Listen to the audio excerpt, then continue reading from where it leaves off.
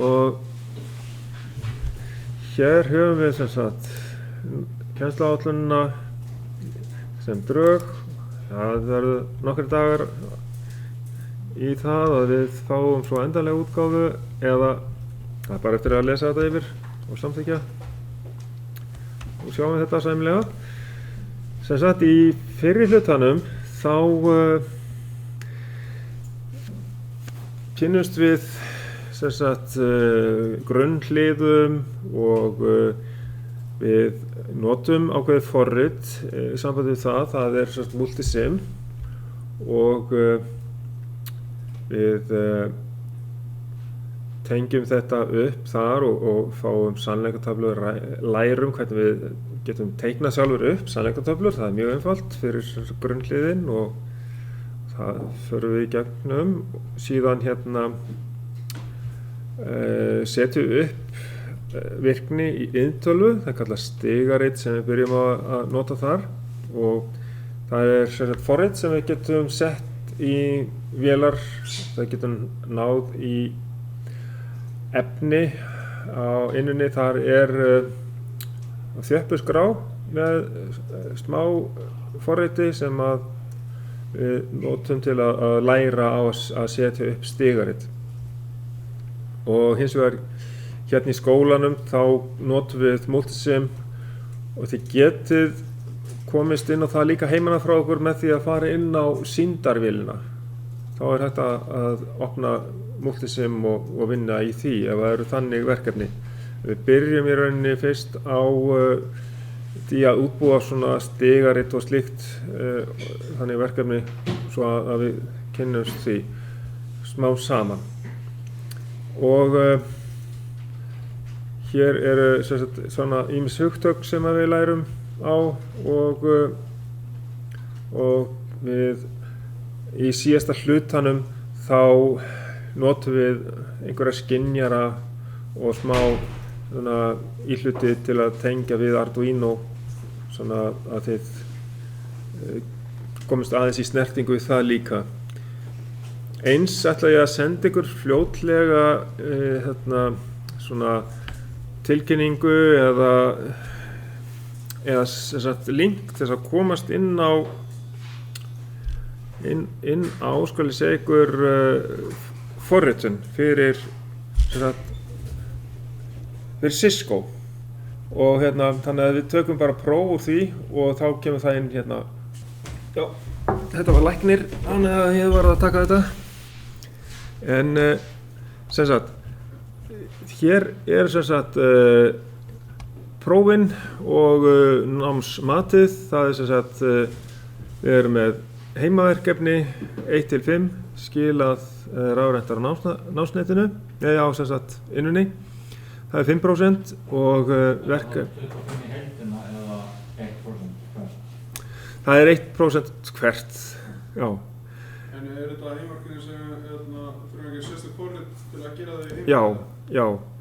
Og það er hægt að hlaða þá forritið niður til þess að gera það. Eða þá ef þið þurfa að nota Multisim og þá getið þið farið í gegnum sem sagt sýndarvélina í skólanum. En sé að fyrsta heimaverkefni er núna bara til viku. Já, það er rauninni mjög einfalt held ég. Ég held að það sé bara að búa til sannleikatöflur í Excel. Og þið eigið Excel. En er ekki svona svolítið bratt. Skiptir máli hvort maður sé aðeins seinna með það. Ég mun bara komið til helmingina á þessum tímum. Já, þú veist, það er ekkert mál að seinka aðeins fresti á að skilum í því sko, í fyrsta verkefnu. Það er ekkert mál. Ég get alveg stilt það til. Þið sjáu þess að öll skilin núna á innunni og bara endilega láta mig vita ef þetta er fáránlega snemma sko, sem þið að skila. Því að við erum að keyra mjög hratt í öllu, þannig að endilega fá að vita það. Síðan er þess að það eru 9 skýrslur sem við erum að vinna og samtals 18% fyrir skilin á þeim. Og þetta er það sem ég var að segja ykkur frá að ég ætla að senda ykkur slóð inn á Net Academy frá Cisco að þar er lært C-forritunarmál, svona grunnur í C-forritun. Það gildir 12% af áfanganum. það bara þá farið í gegnum ákveðna kafla þar og takið próf í lokin í köflunum og svo bara sé ég það í því kerfi og þannig að ég kannski reyni bara að aðstofa eitthvað eftir þörfum í varðandi það, en annars erum við hér að vinna sérstaklega verkefni í Rauða krossinum hér, þannig að það má líta á þetta meira sem svona heimanám, námið í C-forritunarmálinu. En ok, stigarit og grunnhlið og talnakerfi, það er sem sagt próf úr því, hlutapróf 1. Það er sett dálítið seint á önninni, sko. Það er ekki fyrir en viku 14. En hvort að það er ekki ennþá seinna að setja upp á innunni sjálfri. Sjá, aðeins að líta á það. Það er sett upp 23. apríl sem að er þetta er svolítið seint á önninni, sko. Og næstu viku seinna þá er hlutapróf 2, þannig að það er henni sko 1 vika bara á milli prófana alveg í lokin. Þannig að þið fáið sem lengstan tíma til þess að undirbúa ykkur fyrir þessi próf og svo verður að vera að taka þetta í lokin. Vegna þess hvað þetta er keyrt hratt, þá þurfum við bara að hafa eins langan tíma áður en við förum í þessi próf og svo bara það sem við erum búin að læra, þá æfum við okkur með svona æfingaprófum á milli og tökum svo þessi próf í lok annarinnar.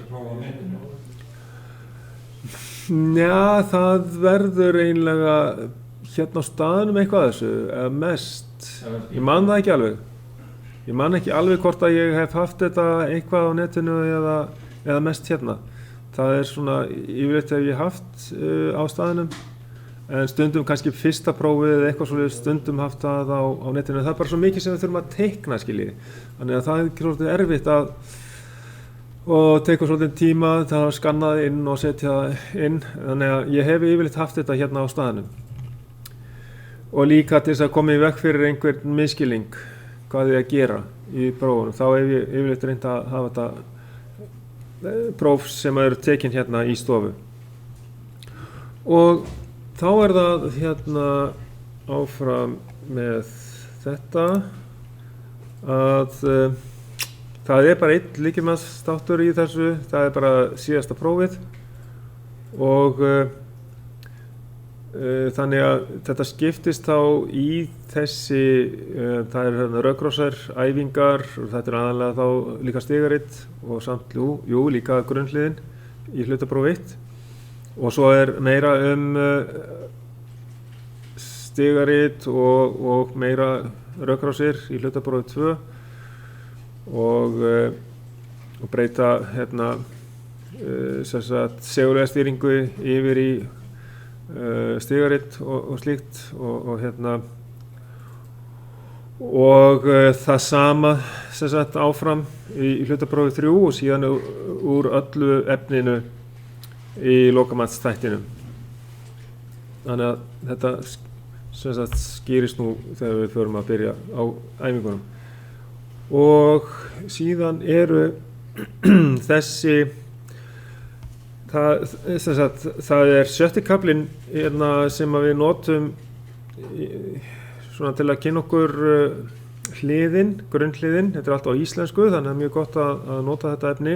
Eins er hægt að fá bókina eftir hann Finn Torfa Guðmundsson. Það hún fæst held ég örugglega í Iðnó og er ekki hægt að fá hann að lána kannski, ef bara skoða hann aðeins og skilja henni svo. Það er líka möguleiki hugsanlega. En hún heitir Tölvur og net og rauðkrossar 1. Þetta er svona bæði, grunnhliðin og ýmsar góðar æfingar í þessari bók, en bara til þess að þið lærið grunninn, þá er ágætt fyrir ykkur að líta þessa bók líka, Tölvur og net, rauðkrossar 1. Þannig að það er líka farið í svo exclusive or og exclusion or og slíkt. Þannig að það er tekið vel fyrir í því. Og forritunin er á kennsluvefinn Net Academy En síðan bara gott að vera með, já, þið getið sett upp forritið sem að undir efni, setja inn á ykkar fartölvu. Ég bara aðstoða okkur með það. Það er gott að ná í afþjöppunarforrit sérstaklega.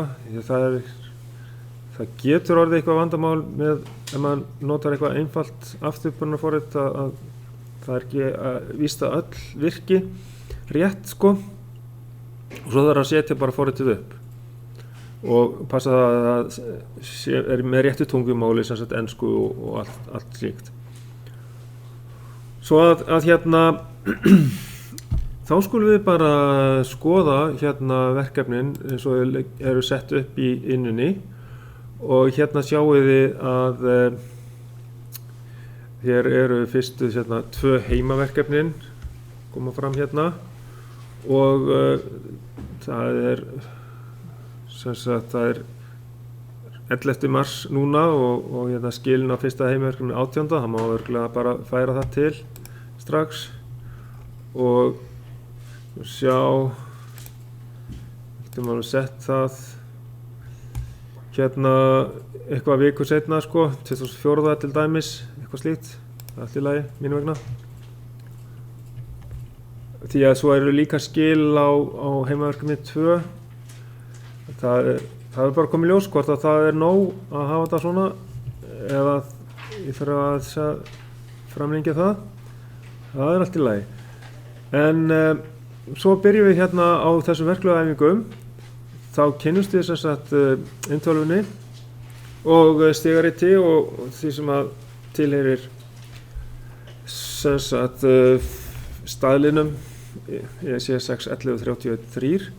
þar sem að við erum með nokkur forritunarmál en við lærum fyrst og fremst í þessum áfanga sem sagt að nota stigaritið. En í seinni áfanganum þá notum við líka flæðirit og annað form á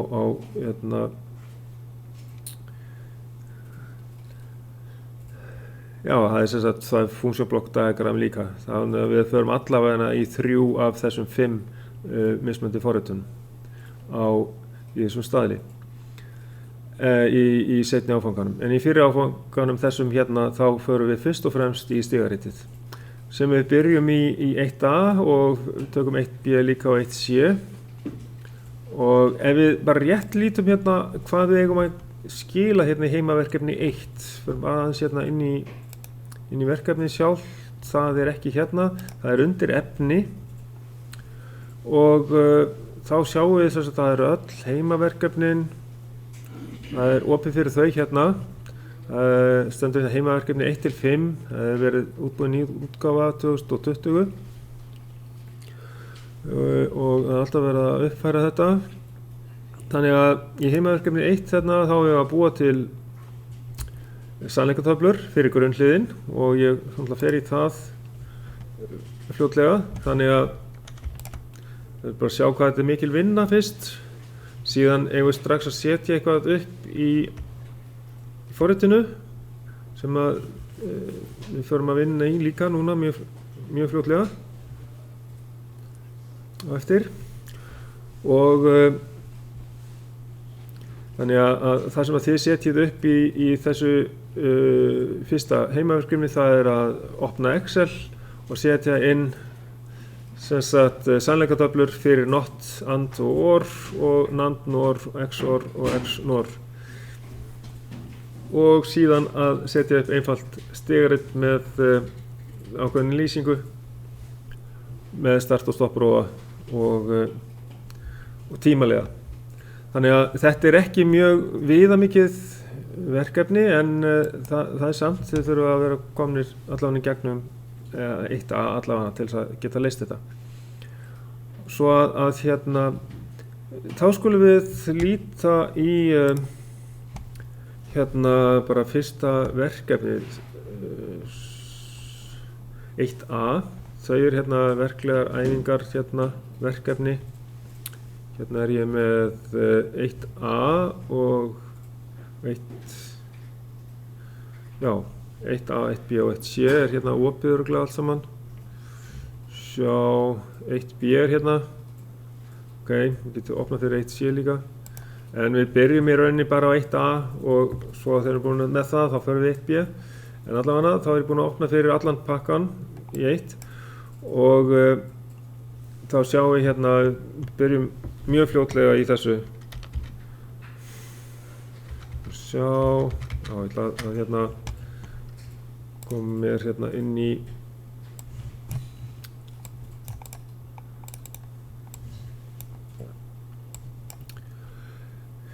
hérna er download og þetta er 1A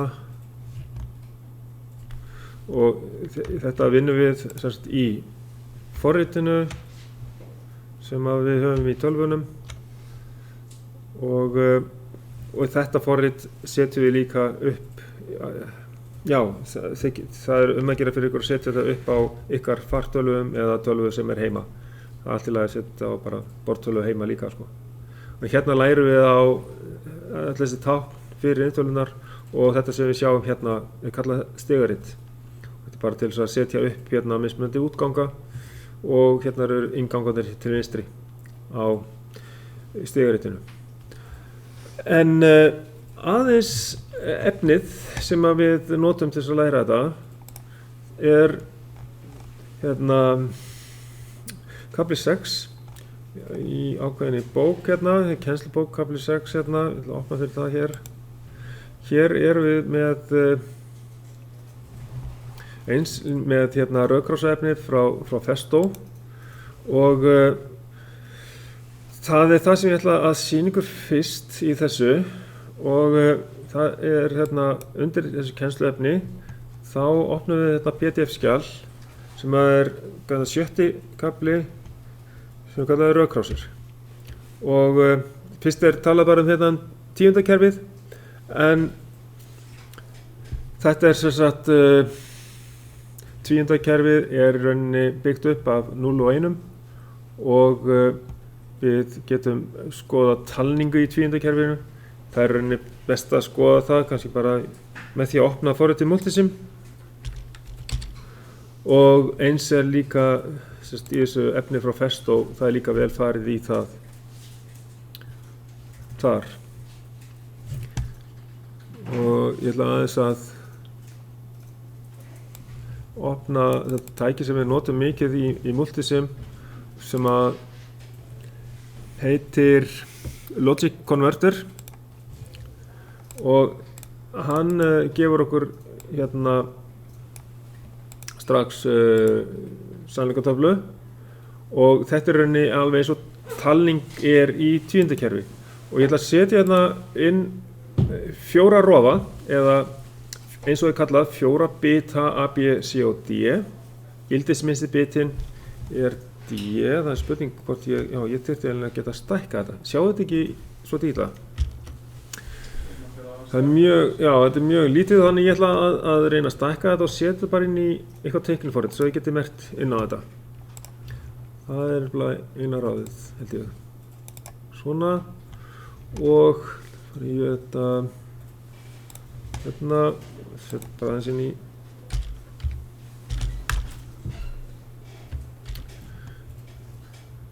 og ég held að ég nái að stækka þetta hérna svona. Þá sjáum við hérna, þið sjáum þessa talningu er það ekki? 0,1, er þetta oflítið ennþá? Þetta er skárra. Þetta er aðeins betra. Hvar náður í þetta Logic Converter? Þetta er 10. tæki ofanfrá hérna. 1, 2, 3, 4, 5, 6, 7, 8, 9, 10. Já. Það sést ekki á... Nei, það sést ekki á þessum skjá hér. Það sést hérna. Þetta er lengst til hægri. Þetta er í þessari tækjastiku hérna.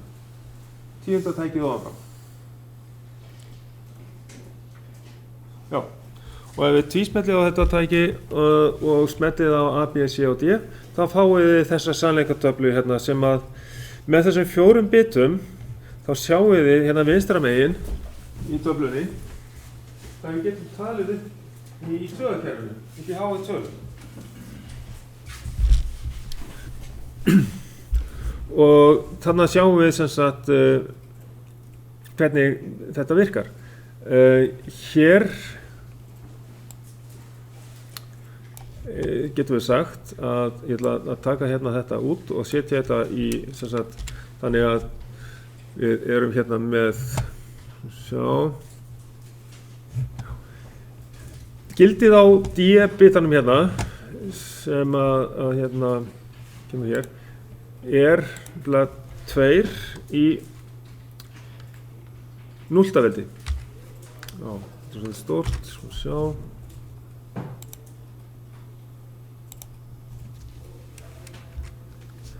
Tveir í núlltaveldi og þannig að Ertu inn í verkefni 1 eða? Nei, ég er bara rétt að sýna ykkur hérna tvíundakerfið áður en við höldum áfram í verkefni 1.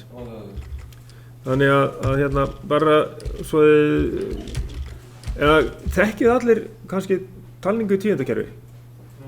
Ha? Já, þið þekkið flestir af ykkur þetta. Þannig að ég, en sagði samt einhverjir sem hafa ekki séð þetta áður, þannig að ég þarf aðeins að útskýra það stutt. Og hérna, þannig að sem sagt, við erum með alltaf 2 einhverju veldi hérna. Og ef við værum að bera þetta saman við taugakerfið, þá værum við sem sagt, með eininguna, það væri D-ið hjá okkur. Og síðan væri tugurinn, það væri C og svo 100-ið B og 1000-ið A, ekki sammála. Þannig að ef við skoðum til dæmis hérna, línunni hérna við 8, þá væri þetta sko í taugakerfi myndi geta að lesa þetta 1 og 3 0 til hægri, þá er þetta bara 1000, talan 1000, ekki satt? Já, það myndi lesa út hugsa þetta væri taugakerfið. En í tvíundakerfinu þá erum við með þetta í ákveðnu veldi, sem sagt, þetta er 2 í fyrsta veldi hérna, fyrsta, og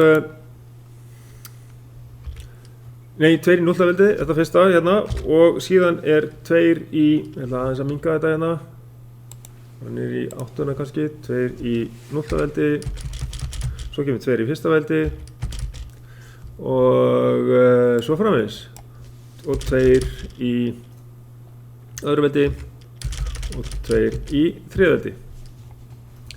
Þannig byggist þetta upp og þannig bara við aðeins áttum á þessari talningu.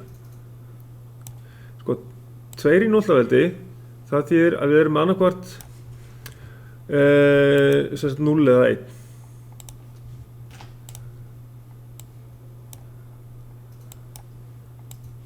Svona.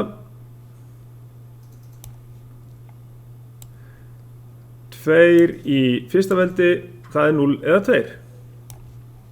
Og 2 í öðru veldi, það er annarkvæmt 0 eða 4. 2 + 2 er 4, skiljið.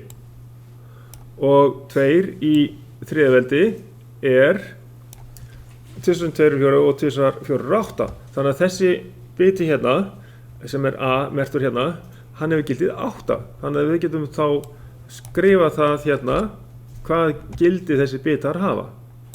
Ok, þeir hafa sem sagt 0 eða 1 sem sagt, fyrsti, aðeins að stækka þetta kannski upp í 11, 10 kannski.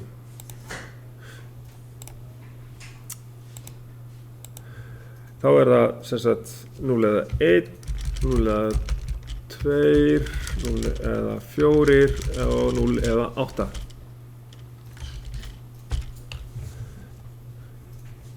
Og svo farið þið að átta okkur á þessu þegar við förum að raða þessu öllu saman. Þannig að ef að þessi biti hérna er hár með háttgildi, þá erum við með tölugildi 1. Ef að næsti biti eingöngu er inni með háttgildi, þá hefur hann gildi 2. Það passar, þessi hefur gildi 2. Ef að næsti biti er eingöngu inni með háttgildi, það er þessi hérna, það er þá 4. Og síðan er komin talan 8 þegar að við erum konir allarleið hingað. Þegar hann er háttgildi og allir hinn er á 0. En þarna á milli þá leggjast saman gildin á bitunum. Það þýðir það að þegar við þurfum að fá tölugildi 3 þá leggst saman biti sem sagt C, það sem að tölugildi hans og D. Sem sagt 2 + 1, það 3. Síðan kemur fjarkinn, hann kemur 1 hérna inn. Og til þess að fá töluna 5 þá verða báðir bitarnir að vera með hátt gildi eða það verður að vera annarkot spenna 5 volt eða hvað sem er til þess að túlka að sé hátt gildi, að þá þarf að vera á B og D. Þannig að þá höfum við 4 + 1, 5. Og síðan verður að slökkva á D-inu til þess að leggja saman svo 4 og 2 til þess að fá 6. Þannig, þegar við erum með alla bitana háa, B, C og D, þá leggjast allir saman, gildið á öllum bitunum saman og við fáum sem sagt 4 + 2 + 1, samtals 7. Síðan erum við búin með kvótan hérna, við erum búin með alla möguleika sem þessi 3 bitar geta gefið okkur. Og þá verðum við að setja þá alla saman á 0 og A-bitinn kemur inn sem hefur gildið 8. Og hann svo inni allan tíman á meðan að þetta að endurtaka sig, talningin að endurtaka sig algjörlega. Þetta alveg copy-paste hérna niður.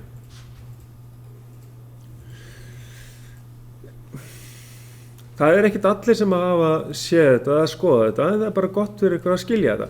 Því að þegar þið að fara að setja upp sem sagt sannleikatöflu fyrir til dæmis 2 innganga hlið, þá búum við til talningu í tvíunda kerfi. Og það akkurat það sem að við þurfum að gera í til dæmis í fyrsta heimaverkefninu.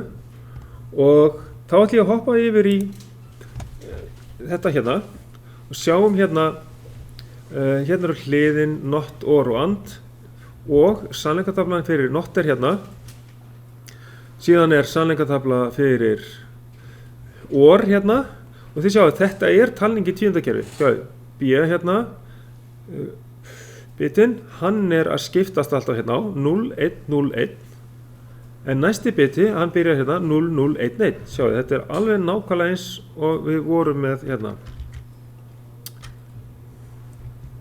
Sem sagt, 0, 1, 0, 1 og hinn 0, 0, 1, 1. Alveg talning í tíundakerfi. Og þannig að það sem að þið að gera þegar að teikna upp sannleikatöflur, það raunin að búa til talningu í tíundakerfi og segja hvað kemur síðan út úr hliðinu. Og or-virkni rauninni eins og hliðtenging. Það sem sagt, að rofi A hliðtengdur við rofa B. Og við sjáum það á þessari mynd hérna fyrir neðan að þegar að tengjum A, þá fáum við ljós, þá sjáum við það hérna líka að við setjum rofa A inn, þá y útgangurinn hár, þannig að alveg sama hvort við ítum á A eða B að útgangurinn verður hár, y-ið verður 1. Þess vegna í sannleikatöflunni sett inn 1, 1, 1. Það alltaf hár á útgangi ef við kveikjum á öðrum hvorum rofanum eða innganginum á hliðinu eða báðir rauninni, skiptir ekki máli, það líka hátt út. Þetta hliðtenging, or-hlið og við táknum það með þessari formúlu A + B sama sem y. Það plúsin sem táknar hliðtenginguna. Svo skulum við skoða hérna næst raðtenginguna og það kallað andvirkni. Þá erum við með raðtengdarás og þá skoðum við hérna rofana, þær eru raðtengdir A og B. Þannig að það kemur ekki ljós fyrr en að báðir eru inni. Þá kemur hár út. Og þá við teiknum svolítið upp að þessum hliðum, þannig að við notum ANSI staðalinn, en svo ESI staðalinn líka sýndur hérna. Og þetta sjáum við og þetta notað í þó nokkrum teikningum, nokkuð mörgum teikningum líka og þetta framsetningin í ESI staðlinum. Þannig að efri myndin úr ANSI en neðri úr ESI. og formúlan fyrir raðtengingu er A sinnum B. Þannig að sinnum táknið táknar raðtenginguna. Og það er alltaf lagi að merkja hliðin til þess að læra á þau hvaða tákn eru fyrir hvaða virkni. Það er alltaf lagi að setja sinnum hérna inn í þetta hér til þess að minna sig á að þetta er raðtenging og setja plús inn í orðliðið til þess að minna sig á að þetta er hliðtenging. Og síðan erum við með hérna, neitunina hérna, þetta snýr bara við merkinu. Þið sjáu hérna, ef þið fáið 1 inn, þá kemur 0 út og öfugt. Ef það er 1 inn, 0 út, ef það er 0 inn, þá kemur 1 út. Og formúlan fyrir nottlið er í raun bara að y er saman sem A með neitun. Það er strik hérna fyrir ofan. Þetta er neitunin. Og við köllum þetta not hlið. Ok, þetta eru þessi 3 grunnhlið not, or og and. Og þetta var ég búinn að fara í gegnum með ykkur, talninguna upp í 7, þegar við vorum með 3 bita, A, B og C, og við fórum upp í tölgitið 15, hérna í þessari mynd hérna. Og þá hérna, ef við erum með 4 bita, þá getum við farið upp í töluna 15. Sem sagt, þetta eru 16 möguleikar með núllinu ef við erum með þessa 4 bita. Ok, það næsta sem við gerum, það er það að við ætlum að opna forrit sem að heitir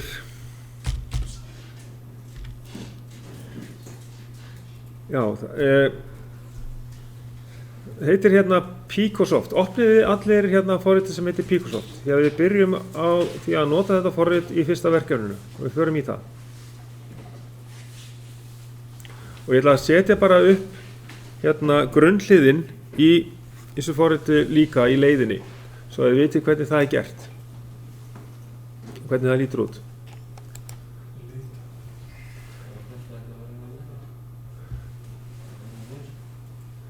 Finnið ekki hérna steguritsforritið, Picosoft? Á að koma upp eins og hefur verið það?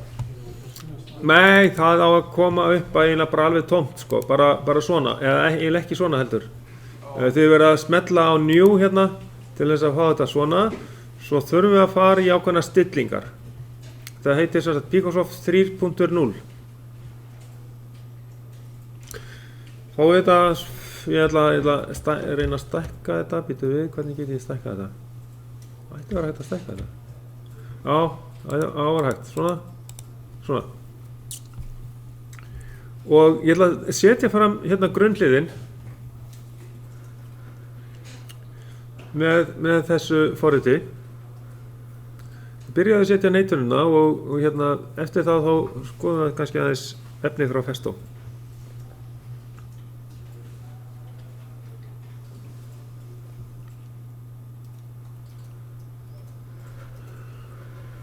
Eru allir sem að gátt að opna þetta? Það er svona gerast. Það er að gerast. Ok, ég get hérna aðstofa það, ég setja það aðeins á pásu. Svo að við förum í stillingar, við förum hérna í view. Varstu búin að þessu nokkuð? Það er í view, fer í view og display format. Og hérna þurfum við að merkja við ANSI, punktið þar, og haka við display comments. Og það var komið, sem ok.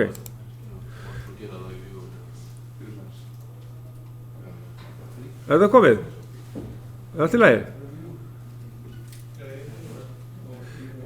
Prófum bara þá að setja eitthvað hérna inn. Setjum hérna inn neitaðan í gang. Það gerum við með því að fara hérna og tvísmetið á kassa sem er hérna lengst við fyrstu rimina, sem sagt 1 hérna innan við startlínuna, við getum kallað þetta startlínu hérna vinstra megin og útgangslínuna hérna hægra megin. En sem sagt við startlínuna höfum við kassan staðsettan, tvísmetum á hann og veljum hérna neitaðan inngang og númer 1 hérna þá sjáið þið kemur svona skástrik í hann sem táknar neittunina. Ef ég, já það er hérna strik yfir I-merkinu, inngangsmerkinu. Ef ég breytist yfir í bara venjulegan inngang þá fer þessi skástrikslína hérna. En ég ætla að hafa þessa neittun inn í þessu til þess að búa til not virkni. Það er bara að búa til notlið hérna. Og ég dreg línu hérna, það myndast svona blýantur þegar ég fer hérna frá miðju tákninu, þá bara ýti ég niður og dreg til hægri. Og við útganginn þá tvísmelli ég hérna á sem sagt kassa lengst til hægri, ekki alveg við línuna, smá frá henni, og þar ætla ég að hafa útgang sem heitir bara Q1. Þetta er ytri útgangur. Svo höfum við aðra útgangar sem eru innri útgangar. Þeir eru kallaðir M og þeir eru með 16 stykki af þeim, en þannig að við erum bara með 8 stykki hérna í þessu forriti af ytri útgangum. Það er ekki að velja tölunum sem þú nota í þessu forriti? Nei. Það er nefnilega þetta góða við þetta forrit að þarna bara byrjum við strax að læra og þurfum ekki að hafa nein flækjustig. Hins vegar ef við þurfum að vera með eitthvað aðeins stærri stigaritt, stærri verkefni, þá getum við valið næsta stærra forriti útgáfu 6 eða eitthvað pro-útgáfu. Og þá förum við að velja típuna af inntölvu eða stýriliðanum og það allt saman. En byrjum að setja þessa línu upp svona. Ég hef að prófa notlið, já það er kannski sniðugt að gera það. Setjum strax nafnið á þetta. Gefum sér bara Rofi A eða eitthvað svoleiðis, eitthvað almennilegt nafn. Rofi Bil, stórt A hérna. Og enter. Ég hægri smelli til þess að gefa sér nafn, þá er ég hægra smella yfir táknið og þá stendur hérna næst neðst enter contact coil comment. Vel það. Og þá kemur upp svona kassi einhvers staðar á skjánum. Það getur vel verið þurfa að reyna að leita að hann eða bara skrifa inn í hann og íta á enter. Þá kemur bara nafnið beint á rétta stað. Eða bara skrifið inn í hérna, bara strax eftir að við veljið það. Eins með útganginn að ég vel bara þetta og ég segi bara útgangurinn heitir, ég segi bara not virkni, svoleiðis. Ég ætla að hafa þetta í hástöðum N og T, not virkni. Ok, enter. Ég skiptir svo líka flott á milli lína, bara virkar mjög vel þetta forrit ennþá. Og nú förum við bara strax í það að prófa þetta. Setjum í gang að prófa þetta. Þegar þeir eru búin að setja inn textan, sjáu þið allir textan? Já, það er vegna sem við vorum að haka við display comments. Ef að þið reynið að ná í hinn texta og þið sjáu þenn ekki birtast, að þá hefur það orðið hannig að þið hafi einhvern þetta vegna þá hefur ekki verið hakað við display comments. En þetta display comments þarf að vera hakað við svo að textin komi í ljós.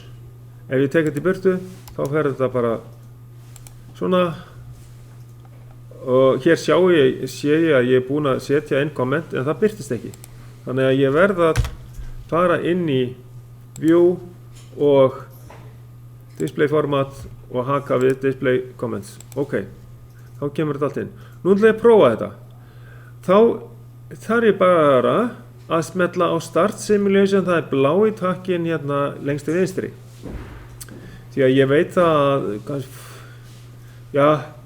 ég veit ekki samt sem áður hvernig rofarnir hafa verið settir upp.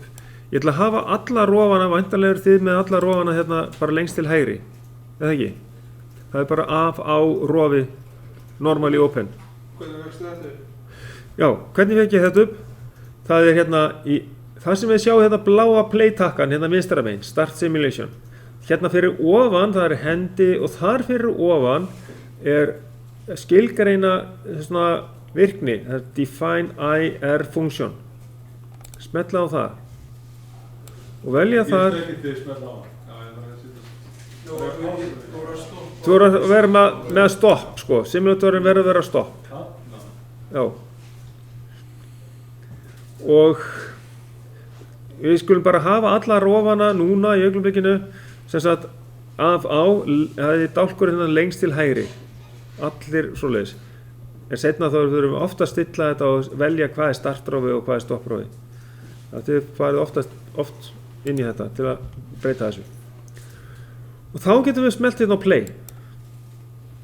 Og ef að hendin kemur líka inn þá fáið þið svona spjald til þess að geta breytt einhverju. Og núna án þess að ég gerði nokkuð skapaðan hlut, að þá er strax komið ljós hérna við útganginn Q. Það er komið grænt, sérst Q1. Það er komið grænt ljós. Og þá er þetta alveg pottþétt hérna not hlið vegna þess að ég er ekkert að ýta á, sjáu hérna, þessi rofi, hann er ekkert niðri, hann tengir ekki neitt. Það er bara 0. Ég er spá, ég fæ ekki þess að skjá upp eftir að ég ítt á stopp. Á play. Já, ef við smellum við á stopp, ítum á hendina, þá fer þetta út. Ef ég bara íti aftur á play, þá kemur hendin aftur inn, sjálfkrafa. Það er bara að stoppa og starta þetta aftur, þá dugar það oftast til að ná þessu fram. Eða smetla á hendina og þá fáum við fram þessa svundu, þessa valmöguleika hérna fyrir alla rofana og líka hvernig staðan er á ljósunum. Og þegar við smetlum hérna á inngang 1, setjum hann inn, þá virkar neitunin hérna í innganginum, sérst í fyrsta þættinum hérna, og slekkur á útganginum. Hann er 1 hérna og útgangurinn er þá 0. Ef ég er 0 inn, þá kviknar aftur á útganginum. Þannig að þetta er pottþétt neitun eða not virkni eða not hlið, eins og við köllum þetta. Ok, þá erum við búin að prófa fyrsta hliðið okkar, svo bara höldum við áfram, búum til næsta hlið, stoppum keyrsluna, smellum á rauða kassan og nú ætlum við að búa til andhlið. Já, við gerðum orhlið reyndar fyrst. Ok, setjum orhlið næst. Þá tvísmelli ég hérna fyrir neðan rofa A. Ég ætla að setja hérna inngang 2. Þá smelli ég hérna á I2 og það er bara normally open snerta. Eða, já. Og svo hliðtengt við það er þá I3. Og svo ætlum ég bara að tengja þetta saman hérna, þá fæ ég hérna eins og blýantinn í bendilinn og svo dreg ég línu hérna út til hægri og tvísmelli við útganginn og þar ætla ég að velja Q2. Af því að ég má ekki endurtaka skiljið fyrsta útganginn. Það væri kallað double coil syndrome og þá erum við í vandræðum. Ég get ekki valið Q. Þú mátt ekki vera á línunni hérna sko, þú verður að vera alveg lengst til hægri.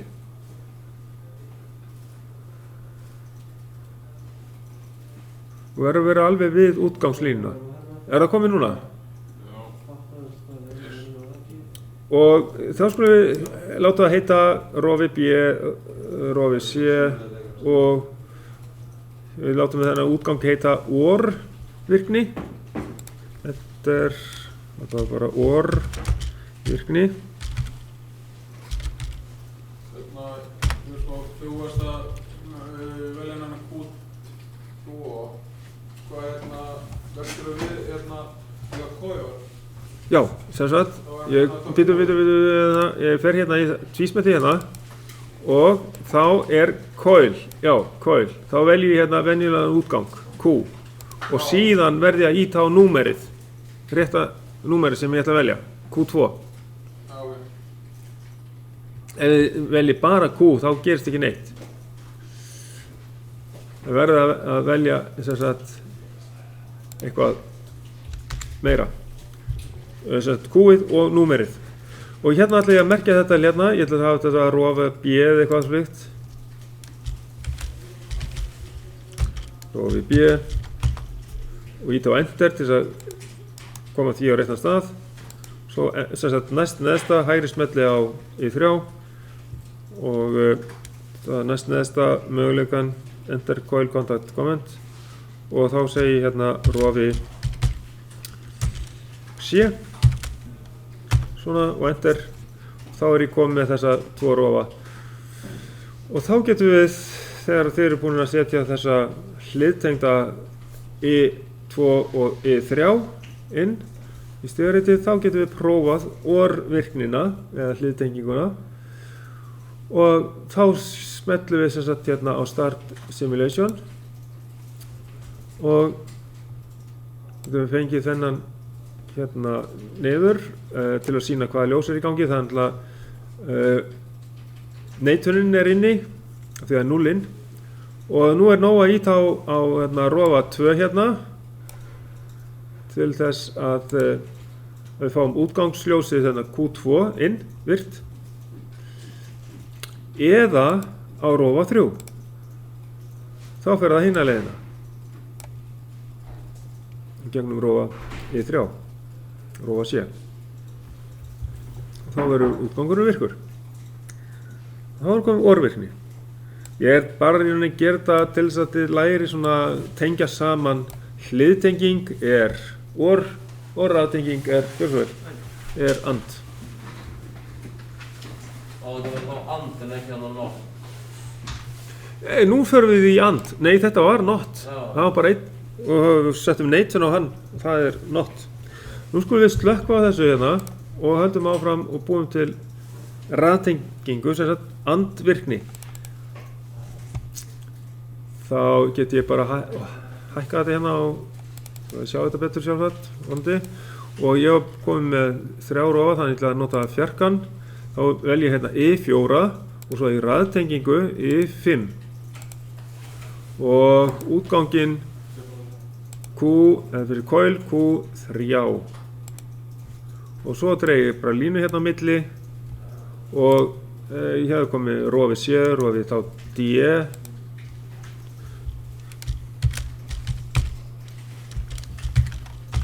og enter og hægri smella á I5 og segja enter coil contact comment og hér segi ég bara rofi E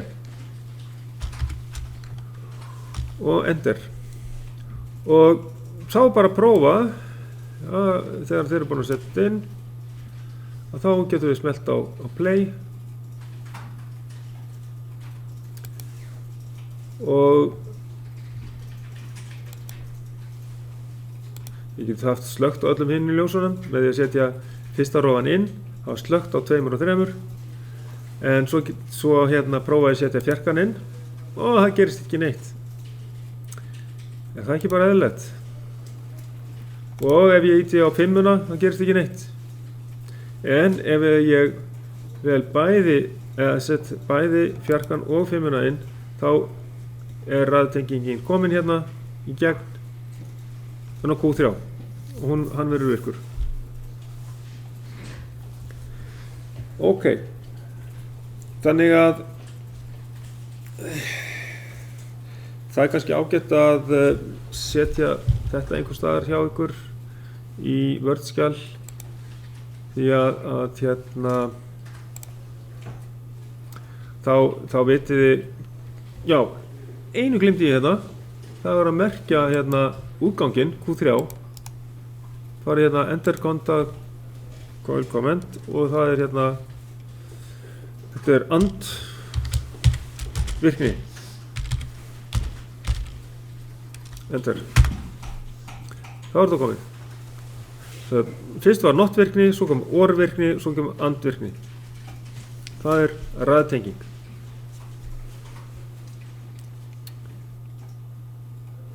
Þið kláruð að setja þetta upp. Svo ætlum við rétt að líta hérna á festuefnið og svo bara byrjum við 1A.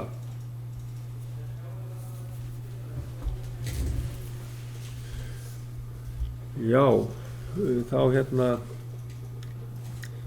við getum byrjað á því að hérna vinna í 1A í sem sagt, þessu forriti áfram en svo mjög fljótlega þá þurfum við að nota svona stýriliðana til þess að vinna á þá. Hvað það er náttúrulega? Stýriliða. Svo þetta litlar eintölur. Það er ekkert hvað var ekki náður.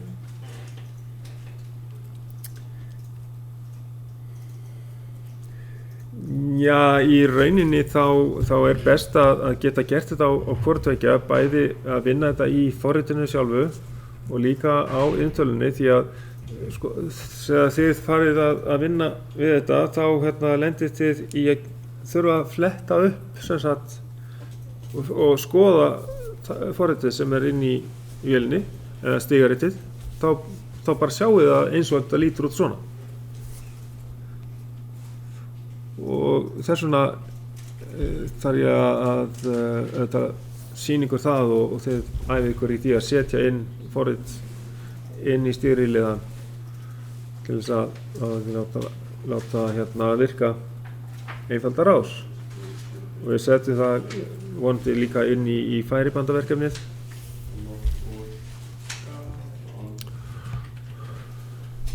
Ok, hérna, já, þú ert að fara að byrja í þessu. Herðu, já, við erum að fara núna í, já, innan, og þetta með innun að opna og nærði í verkefni 1A allavega. Aðkomið á, flott er.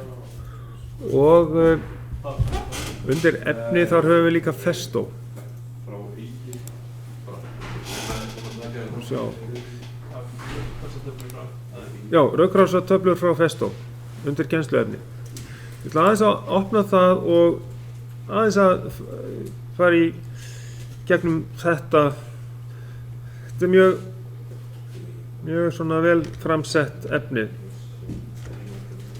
og það er líka gott fyrir ykkur að kynnast þessu á ensku, en annars erum við með þetta á íslensku sem sagt, bæði í bókinni frá Finni Torfa og eins í Rökkrásarkafla 6.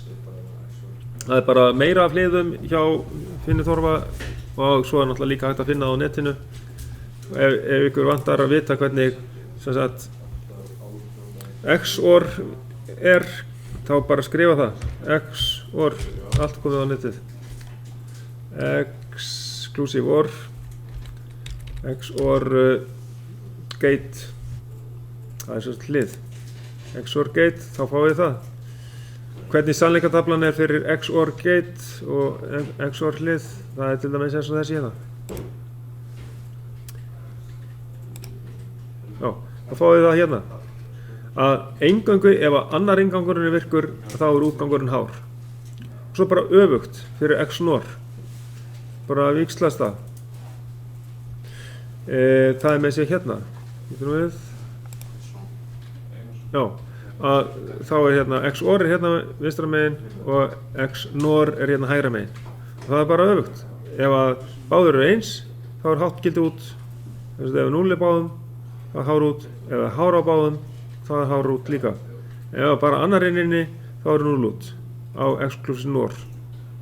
En exclusive OR, þá er tíð það að ef eingöngu annar er virkur, annar inngangurinn er virkur, þá er útgangurinn hár. Annarkot A eða B. Það er einfalt. Og þannig að það er að finna það hreinlega bara á netinu, líka í bókinni hans Finns Torfa og það er hægt að fá hana þá í Iðnú eða fá hana lána á bókasafnu smástund.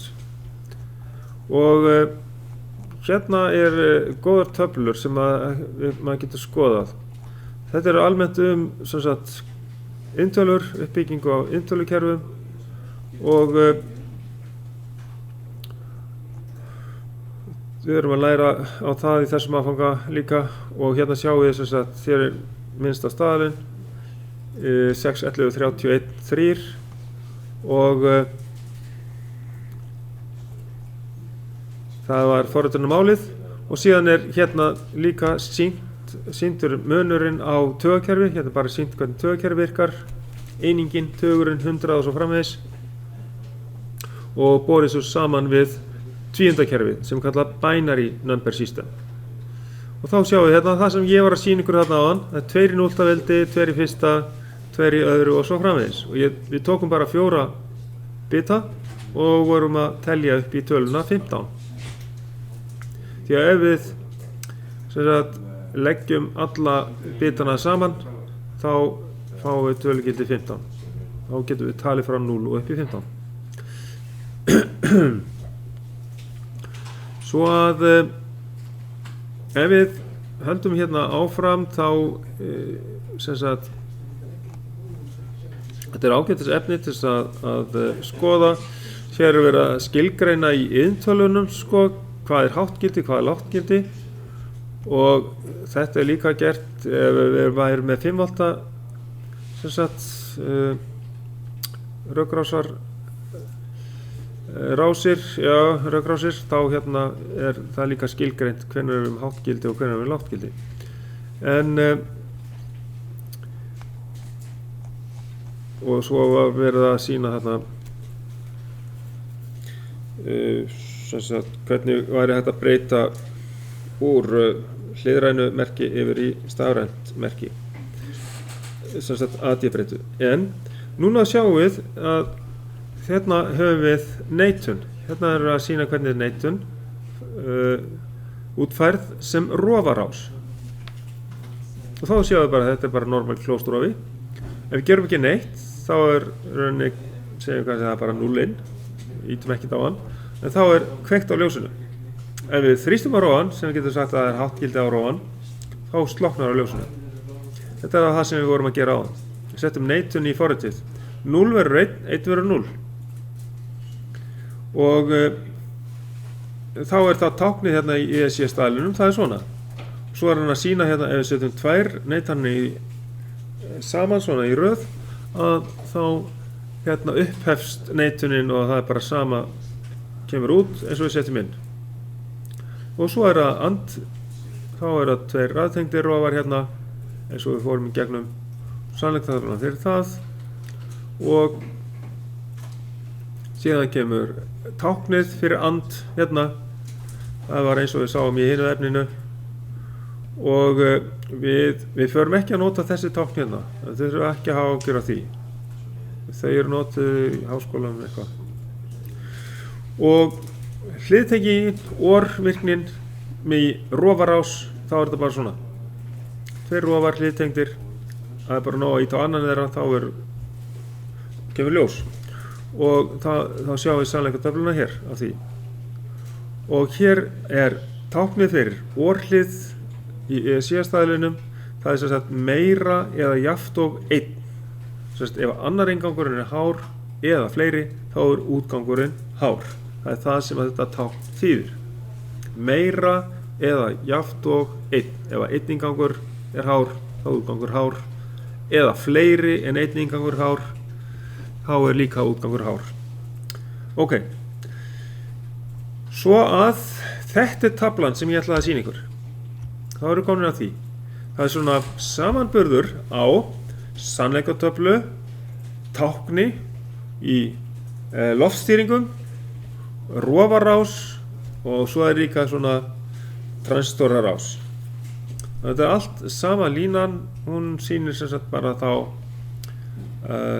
að hér er engin breyting, hér er bara sama inn og sama út. Svo hér er bara rofi fyrir ljós og hér er bara háttgildi inn á beisin á transistornum, þá kemur líka háttgildi út, þá tengir hérna frá útganginu. Og síðan kemur neitun. Sem sagt á þessu identity þá getur maður líka litið á það kannski bara sem mögnun eða eitthvað. Það er sama sem kemur út eins og er sett inn. Og neitunin er þá þannig að ef við setjum háttgildi inn þá kemur 0 út, eða er 0 inn þá er hár út. Og þá eru allir þessi möguleikar og hvernig við setjum þetta fram, og þá er líka sýnt hérna í loftstýringum hvernig hægt er að teikna það upp. Og eins er hérna með andvirknina að hér þurfa báðir að vera háir til þess að, og 2 í raðtengingu verður að vera háir, og hérna er aðeins að sýna ykkur hvernig þetta lítur út. Aðeins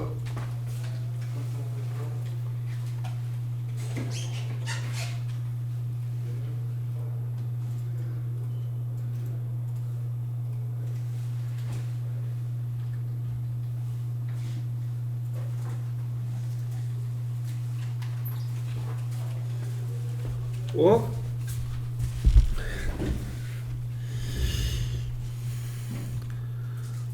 þá getum við borið þetta saman sem sagt allt hérna hvernig við höfum þetta í sannleikurtöflunni, táknið í evrópsku staðlinum, en ANSI staðlinn hann sjáum við þá líka og notum í multisin, og þar getum við til dæmis sett inn bara formúlu og fengið hliðið að virknina strax fram. Ég get sýnt ykkur það, hvernig við getum fengið það í multisim. Sko, hér svo fleiri hér líka exclusive OR, það sýnt hérna hvernig það hægt að fá fram, og exclusive NOR, það bara kallað eitthvað annað. Svo NAND-hlið hérna, það raunni, það AND-hlið, og svo búið að beita við neitun á hliðið. Við lærum NAND-hlið og við lærum líka að nota NOR-hlið. Það sem sagt OR-hlið með neitum á endanum. Og það hægt að tákna það með loftstýringu, með rofarás og með rafeindarás líka. Og þá það hérna aðeins að líta yfir í multisim og setja upp bara að reisa út aðeins sannleikurtöfluna og til þess að stækka þau. Ég ætla að sjá hvort ég get það að gera það eftir. Ég ætla að setja inn hérna formúlu, skrifa hérna A plus B, svona, og ég ætla að láta forritið gefa mér andlið. Það þýðir það að ég set hérna yfir í sannleikurtöfluna og þá fæ ég strax sannleikurtöflu og útgangin hérna OR, það 0, 1, 1, 1. Ef ég skrifa hérna inn A plus B, þetta hliðtenging og OR-hlið, ætla ég að fá út úr þessu, þá get ég fengið frá formúlunni út í grunnhlið, þá smelli ég á næsta taka hérna fyrir neðan, þá fæ ég hérna grunnhlið, OR. Ok, og svo get ég líka fengið AND-hlið hérna, ég segi hérna bara A, B, það rauninni sama á A sinnum B, þið vitið eins og í stærðfræðinni, þá getum við sleppt því að setja sinnumerkið, þá gerum við það hér, það bara skrifum við A, B, það þýðir A sinnum B, bara raðtenging, og ég bara vel aftur, hérna, smelli hérna á að fá sannleikurtöflu, þá fæ ég hérna 0, 0, 0, 1, passar. Ef að báðir róðarnir gefa samband, þetta alveg nákvæmlega eins og raðtenging, þá þetta andlið. Og ég vil fá andliðið sjálft og rofið það fyrir neðan gefur mér andliðið, og eina sem að mér vantar í grunnhliðin bara eitt hlið, það NOT-hlið. Svo ætlum ég líka að fá NAND og NOR á eftir. Og þá fæ ég hérna til dæmis fæ ég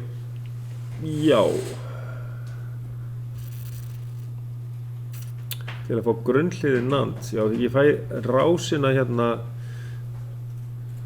fæ NAND útgáfu af AND hérna, virkni, ég fæ hérna þessa rás hérna, til þess að fá bara NAND hlið þá get ég tekið þessa neitun í burtu, eða þetta NAND hlið í burtu. Hérna ég komið með NAND hlið og ég ætla líka að fá NOR hlið og ég ætla að fá NOT hlið. Ok,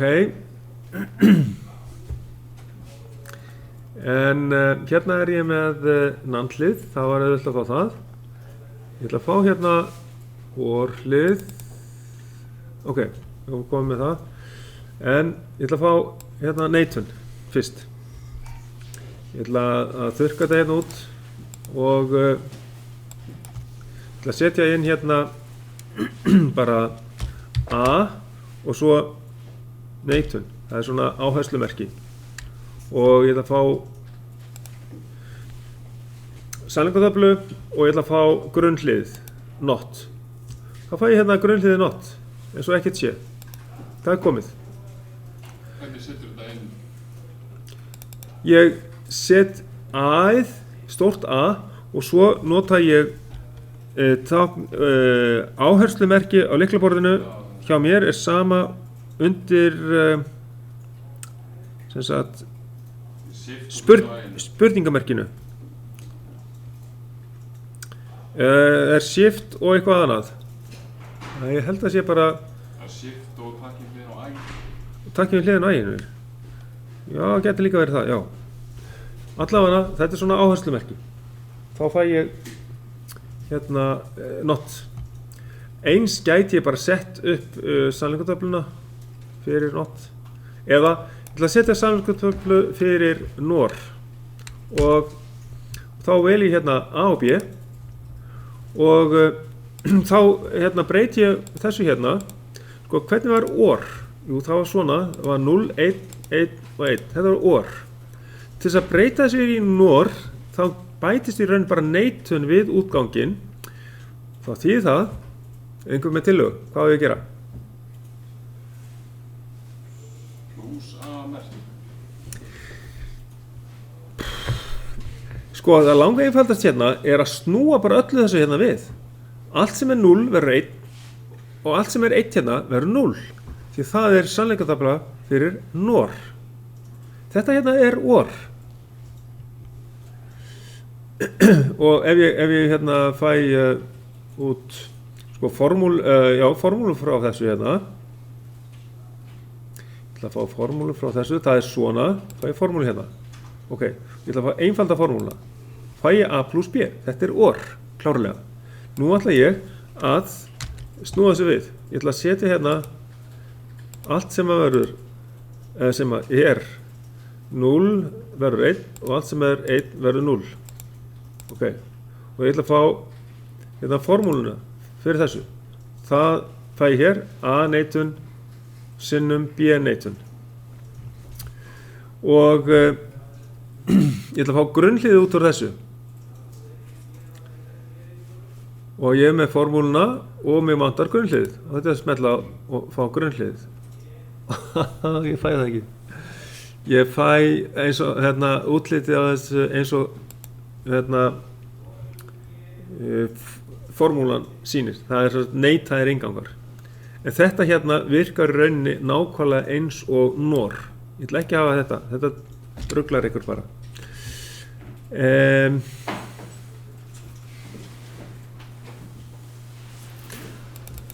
Kannski næ ég ekki að láta Logic Converter teikna nor vegna þess að hann er sérstaklega ætlaður til að útfæra yfir í NAND. Það stendur hérna neðst alltaf NAND virkni. Þá fæ ég rásirnar með NAND hliðum, ekki með nor. Þannig að ég ætla að fara aðra leið og ég ætla bara að ná í nor hlið. Ég ætla að fara hérna og segja hér í CMOS. Já, hvert fór það? Það fór hingað, já. Ég ætla að færa þetta hingað. Og ég ætla að fara hérna í Search og skrifa þar í Component, skrifa þar nor. Til að fá grunnhliðið nor. Nei, ekki grunnhlið, þetta er ekki grunnhlið, þetta er hérna samsett hlið, nor, fá hvernig það lítur út. Ég smetla á Search og þá fæ ég tveggja ingangar nor hérna, möguleika og segi ok, já ég vil það. Og þá kemur það ljós hér og segja bara ok, ég vil fá þetta og það kemur það hérna. Ef ég tengi þetta hérna hlið inn á Logic Converterinn minn þá fæ ég sannleikanstafluna. Bara til að tekka það, er þetta ekki örugglega rétta hliðið? Ég hreinsa allt þetta út fyrst kannski, ég þarf þess ekki í rauninni, en já, eða þessu út. Ég ætla að fá, og nú er ég með rás, tengda við Logic Converter og ég vil fá sannleikanstaflu. Þá smetla ég hérna á efsta takkan. Já, þetta er nákvæmlega sannleikanstaflan sem ég hef sett inn. 0 var 1 og allt sem var 1 hérna breytist í 0. Þannig að þetta hérna er norhlið. En ég fæ ekki að það öðruvísi heldur en með NAND útfærslu hérna. Og þá vantar mig fyrst að búa til boolean formúlu. Þá fæ ég hérna svona og þá fæ ég sams konar hlið og ég fékk áðan með NAND. Þannig að það verður svona svipað kannski eins og, já, það fæ ég ennþá fleiri NAND-hlið til þess að búa til þessa virkni hér, sko. Við förum seinna í það hvernig getum við búið til OR-virkni með NAND-hliðum. Og hérna sjáum við strax hvernig við búum til NOR-virkni með 4 NAND-hliðum. Þannig að þetta gerum við seinna. Ok, þannig ég gat ekki látið konverter gefa mér beint hérna NOR-hlið vegna þess að hann miðar við NAND. En ég komið með öll þessi grunnhlið hérna og svo hérna þurfum við bara að setja í heimaverkefni ykkar sannleikatöfluna fyrir exclusive OR og exclusive NOR. Ok, en við getum sett samt sem áður núna hérna upp sannleikatöflu fyrir exclusive OR og þá ætlum ég að teikna upp hérna fá hérna formúluna fyrir exclusive OR, hún lítur út svona og ég get beðið að teikna það í hvað grunnhliðum, hvað fæ ég þá út. Þetta er exclusive OR og síðan get ég líka beðið að fá exclusive NOR, þá beit ég því hérna, þá er það 1001 og þá ætlum ég að turka þetta út og fá nýja formúlu, þá fæ ég exclusive NOR og ég ætla að fá út það í grunnhliðum. Þetta er akkurat hinn virknin. Hvað, ertu ekki alveg nákvæmlega eins? Hvað er að gerast hérna? Nú við? Já, ég glemdi að fá formúluna fram, eða hvað? Nei, fekk formúluna, glemdi ég áðan að fá formúluna. Einfalda formúla, nei, það virkar ekki. Það er með, hérna, þetta einfalda þetta, nei. Nei, það lítur bara svona út. En hvernig er hinn? Getur ekki verið nákvæmlega eins. Nú sjá, ég ætla að breyta þessu aftur. 0, 1, 1, 0. Og ég ætla að fá, þess að hérna, ég ætla að fá fram formúluna. Það formúlan er greinilega öðruvísi. A nitað sinnum B plus A sinnum B nitað. Og út frá formúlunni, mjó, þetta ekki nákvæmlega eins. Aja.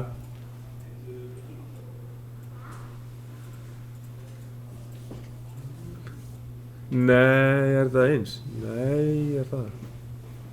Þetta er ekki alveg eins.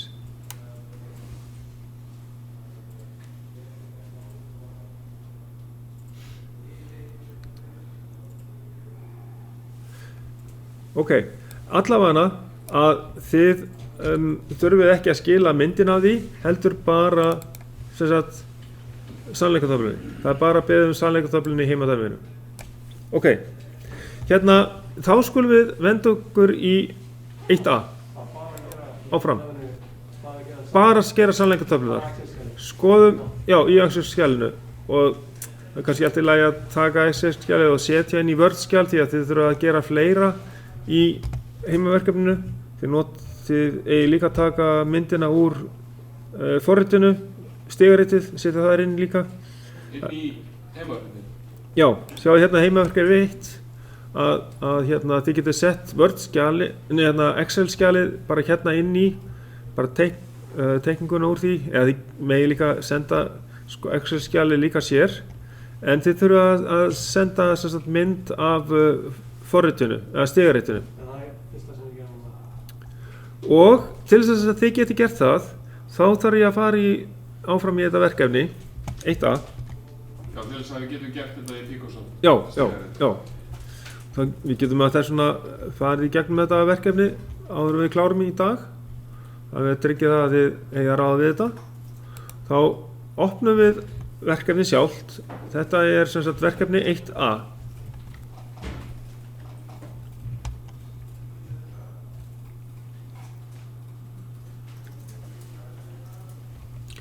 Og við förum í þetta með sjálfan stýrileiðan eftir kannski við klárum að setja inn teikningarnar úr forritinu.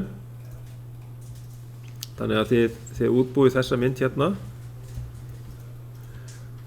inn í forritinu sjálfu og merkið líka kannski inn setið skýringar við alla þessa þætti, þannig að þá sé ég að þið hafið unnið þetta í forritinu.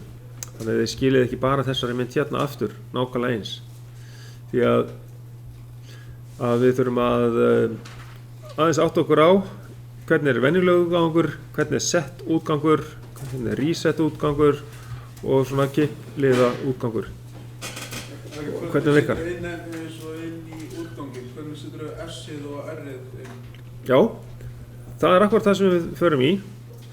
Við skulum setja upp þetta stigaritt inn í forritið. Ég ætla að bæra bara hérna aðeins til hliðar svo að við höfum þetta hérna. Og hér ég með Picrosoft forritið og ég ætla bara að vista þetta hérna. Þetta bara hérna grunnhlið.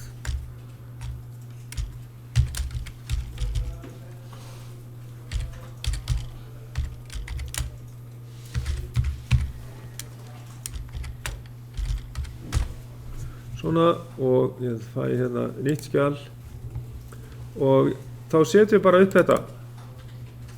Það þá I1 og svo framvegis. I1 fer út í Q1, þetta bara venjulegur útgangur. Q1.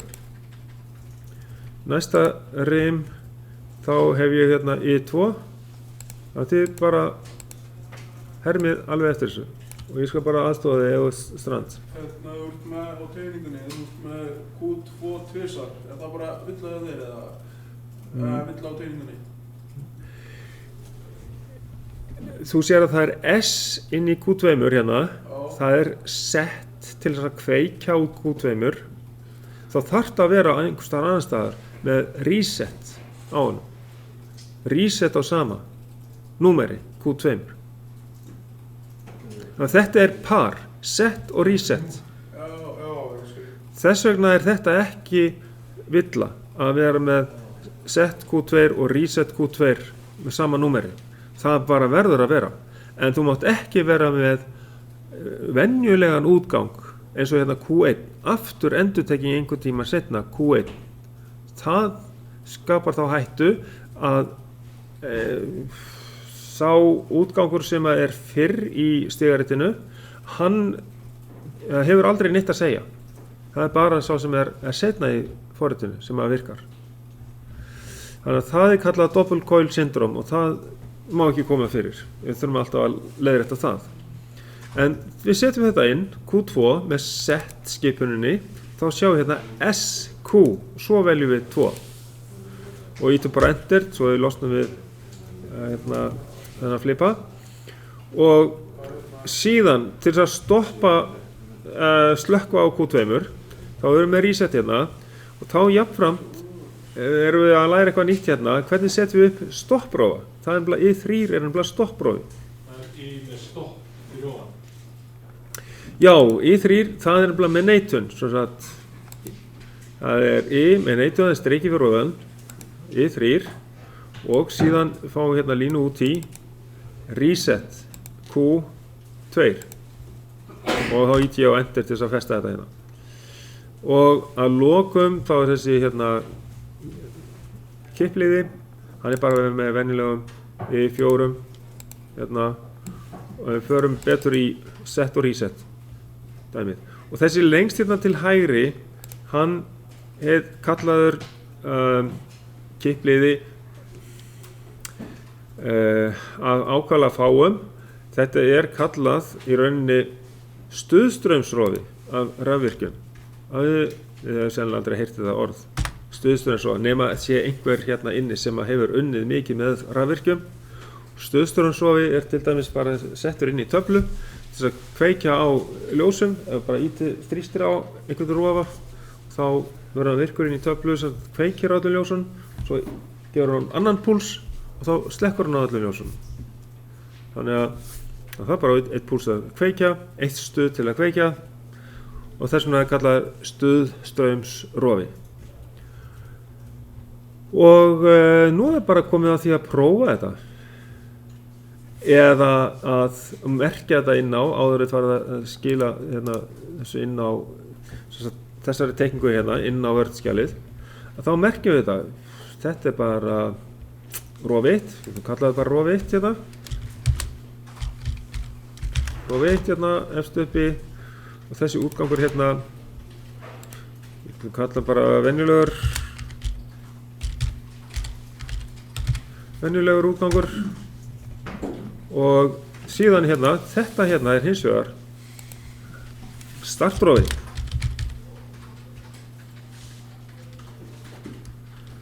Að hafa start, kannski bil, eða hérna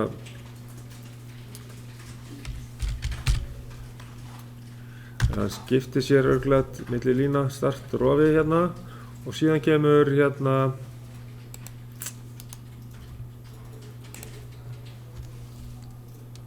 hvað heitir þetta? Þetta heitir set sem að vísar á að þetta fyrir start en hann helst inni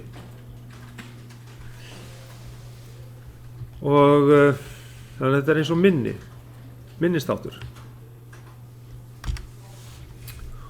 og þá hérna kemur sama á útgangin fyrir þess að R-ið þannig að þetta virkar ekki ömmulega hjá mér. Við skulum láta þetta heita hérna bara set reset skástrik reset set reset. Þetta svona minnisþáttur og þessi hérna þá stopprófi og við þurfum að passa okkur að ganga rétt frá þessu. Hann nefnilega normally closed, stopprófi, alltaf. Hérna segjum við stopprófi. Ok. Ég skal gera eins og hérna áðan stopp. Og svona. Og hér erum við bara með þrýstirófa. Sko þrýstirófi start náttúrulega í 2 líka en hérna bara þrýstirófi hann bara að gefa sem sagt svona stuð þegar við þrýstum á hann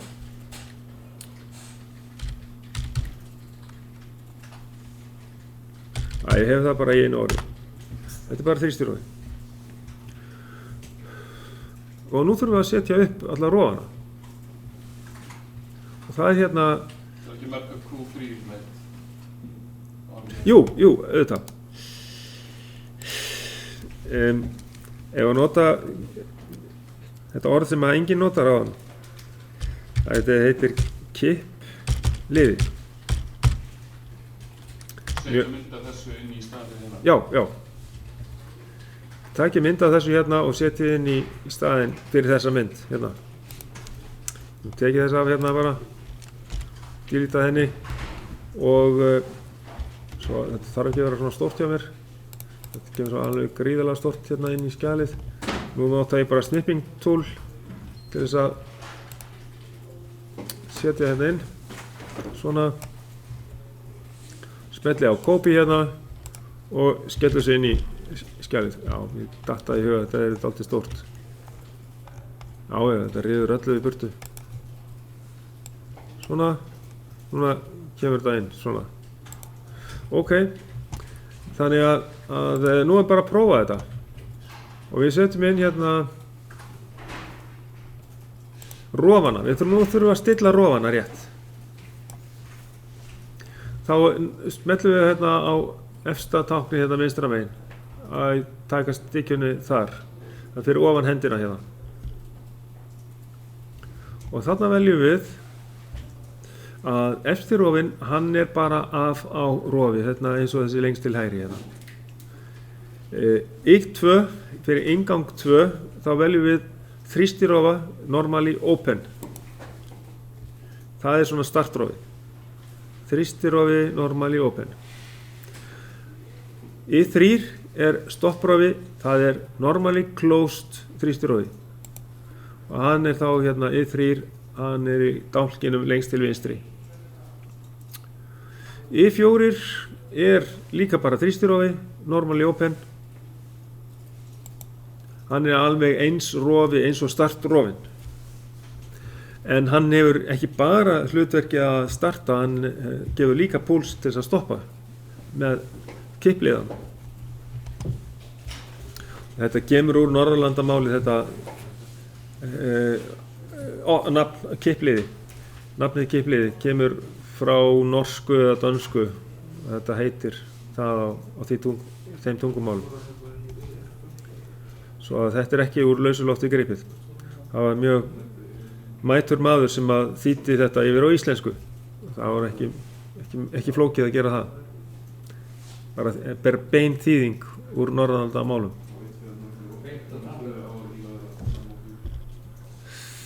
Ok. Og þá að prófa þetta, sjá hvernig þetta virkar. Eru allir komnir með þetta rétt?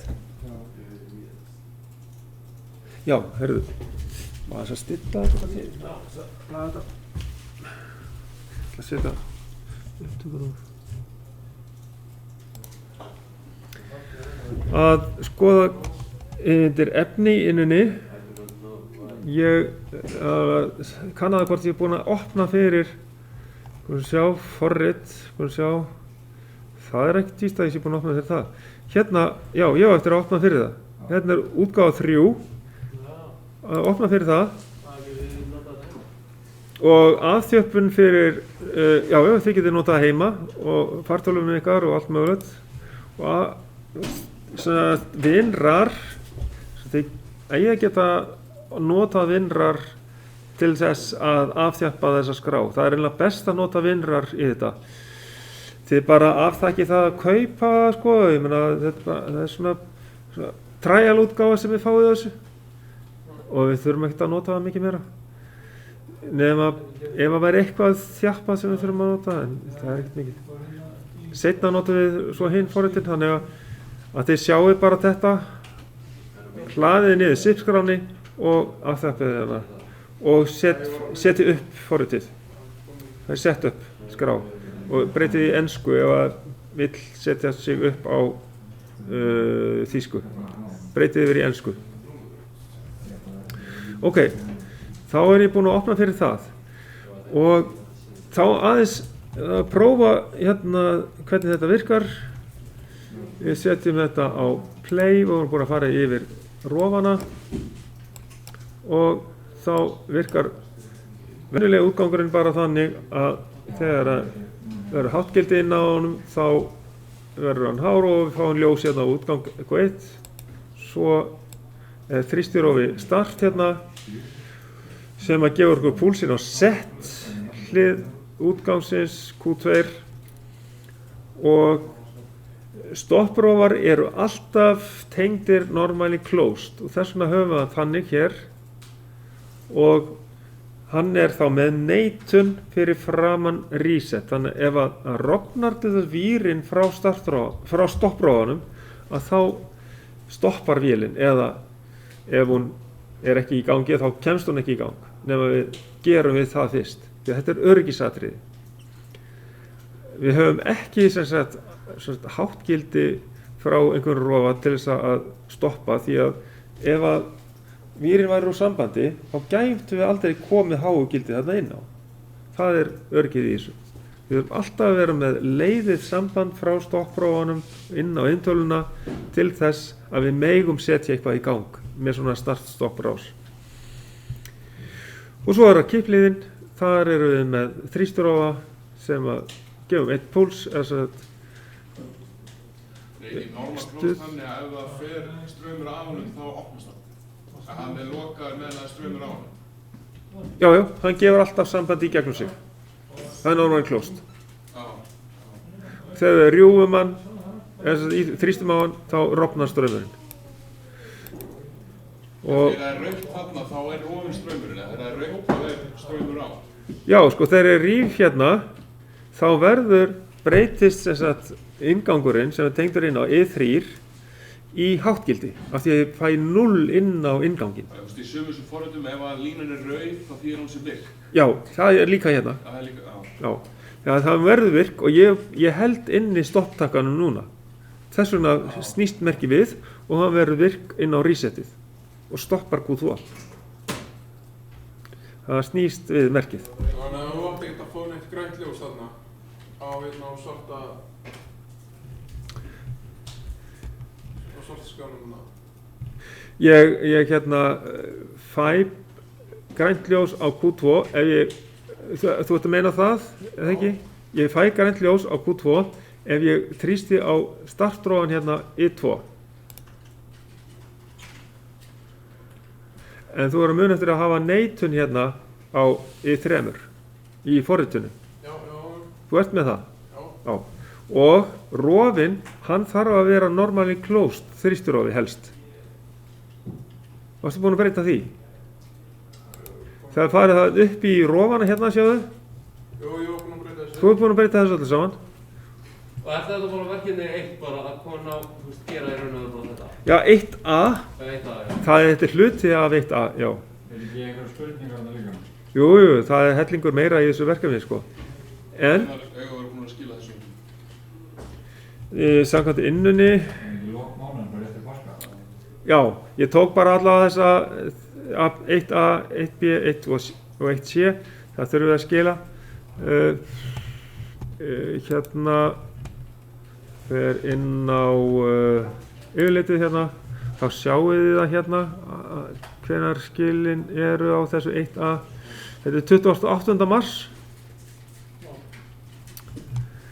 Svo það er bara fyrir skilin á öllum á fyrsta pakkanum, sko. Og svo næsti pakki, honum er skilað 25. apríl og síðasta pakkanum er skilað 9. maí. Þannig að, Getur þú ítt á þrýstir á hann? já, Eins og skrýtum er það með 4? Já, ég gef eitt stuð og þá hérna á hann að, það var stopp hérna rásin hjá mér, ég gef eitt stuð, þá verður útgangurinn virkur. Svo gefum við annað stuð fjarkanum í 4 og þá slekkur hann á sér. En ein spurning með prófinu sem leiðis. Þess vegna lærum við að tekna þetta tölvu. Þurfum við að kunna tekna þetta á pakki fyrir prófið. Já, eitthvað, við æfum okkur líka á því bara með því að taka svona æfingapróf. Okay. Já, Ég fæ á þrýstirónum þá kemur ljósið á mér grænaljósið fyrir neðan en á einu. við skulum bara vista þessa mynd hérna, við setjum bara stopp hérna og ég er búinn að segja bara hérna Surrogate, Save As og ég er búinn að gefa þessu nafn hérna eitthvað, já, setja inn sem undir nafnið bara útgangar. Þetta eru mismunandi útgangar, tegundir af útgangum, og við segjum bara mismunandi útgangar til það eiga þetta sjálfur einhvers staðar. Við þurftum að og eins, við vorum búin að taka mynd af þessu og setja inn í skýrsluna, sko. Þannig að ég sé þá að þið hafið unnið þetta. Og það næsta sem við gerum, það er bara að búa til nýtt skjal. Því ég er búin að gefa nafn á þessu. Og ég get alltaf náðið þetta seinna, ef ég þarf að halda. Ég smelli bara hérna á nýtt skjal, því að nú erum við að fara í annað. Hvað er að skýra myndina? Það er alveg, Bara í dag eða? já, þú mátt það alveg, það er alltaf lagi. Hversu Sko- með tíman er við getum fólk yfir eða? Með tíman, Erum við ekki ykkur að fá tíma? hvenær er tíminn búinn? Hvort er 3? Já. Jú, þá bara höldum við áfram í næsta tíma, strákar. Þetta er ekkert mál. Við bara höldum bara áfram með þetta verkefni. Það er allt í fína lagi. Þetta er ekkert að hlaupa frá okkur, sko. Og ég er bara að svona undirbúa okkur fyrir það að geta skilað inn til dæmis heimaverkefni 1 og þá kannski minnið mig á að fara í það með ykkur ef þið eru ekki alveg vissir hvernig að gera þetta heimaverkefni 1. Við erum búin með tíma núna. Þá bara þakka ykkur fyrir í dag. Takk fyrir.